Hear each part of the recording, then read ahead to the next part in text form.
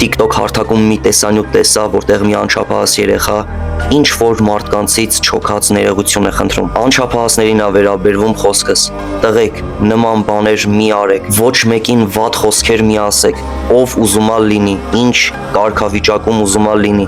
ոչ մեկին վատ բաներ մի ասեք։ Ինչքան ցավալի է, երբ քո ծնողը այդ տեսանյութը տեսնի։ Իսկ հիմա խոսքս վերաբերվում է ծնողներին։ Ծնողներ ջան,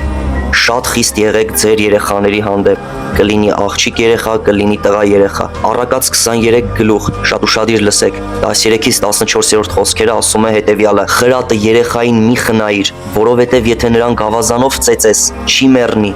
դու նրան գավազանով կծեծես, բայց հոգին կազատես դժոխքից։ Ձեր կյանքի վրա մեծ ուշադրություն դարձրեք։ Մի ասեք ես լավ տղա եմ, ոնց ուզեմ տենց էլ կանեմ։ Այդ ասողների մեծամասնությունը այսօր TikTok հարթակում